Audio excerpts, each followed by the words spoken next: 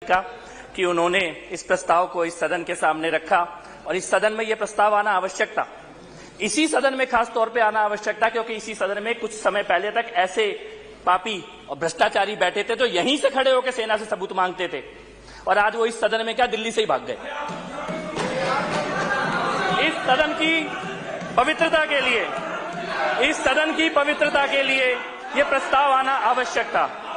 माननीय अध्यक्ष महोदय, मुझे इनका रोना, इनका प्रलाप, इनका विलाप समझ में आता है। ये सदन में रो रहे हैं, घर में तो ये चूड़ियां भी तोड़ रहे थे जब आतंकवादी मर रहे थे, ये चूड़ियां तोड़ रहे थे। जब जब आतंकवादी मरता है कोई आपिया रोता है, जब जब जिहादी मरता है कोई आपिया रोता है। ये केजरीवाल गैंग है, यहां पे तुम्हारे बस आंसू नहीं आ रहे, तुम्हारा बस चले तो तुम कुर्ता फाड़ के रोगे क्योंकि आतंकवादी मरे हैं।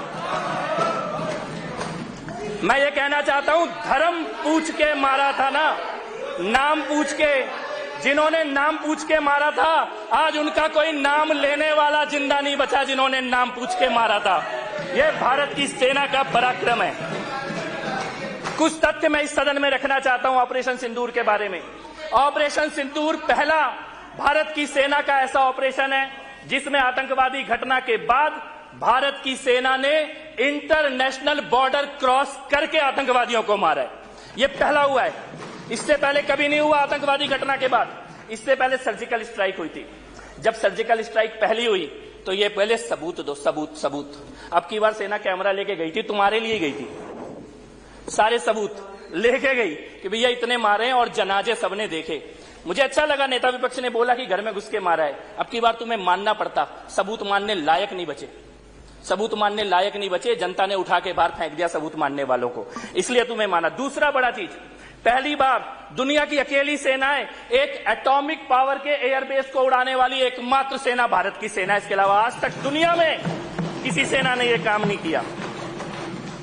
लेकिन आपने मान लिया घर में घुस के मारे, आपने मान लिया आतंकवादी मरे हैं, आपने मान लिया जनाजे निकले हैं। सेना तो यही थी ना हमेशा से, यही सेना थी, यही रॉ थी, यही खुफिया एजेंसी थी, यही एयरफोर्स थी, यही नेवी थी, यही आर्मी थी। 26/11 के बाद क्यों नहीं हुआ?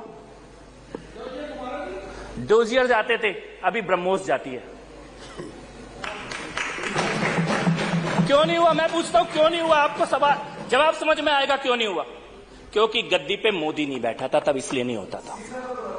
अब क्या हुआ? अब क्या हुआ?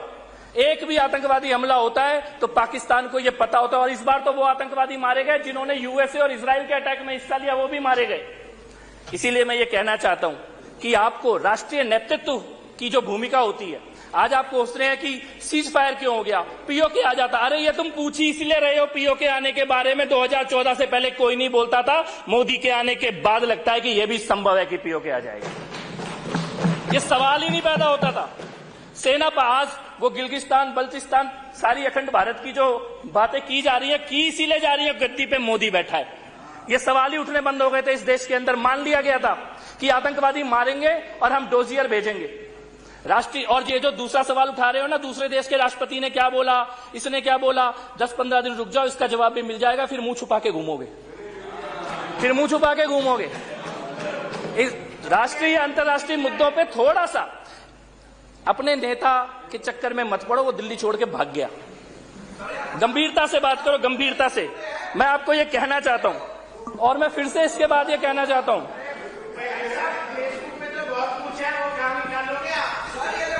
तुम्हारे पेट देखो, मेरे को पता है तुम रोने वाले हो, मत रो, इसी में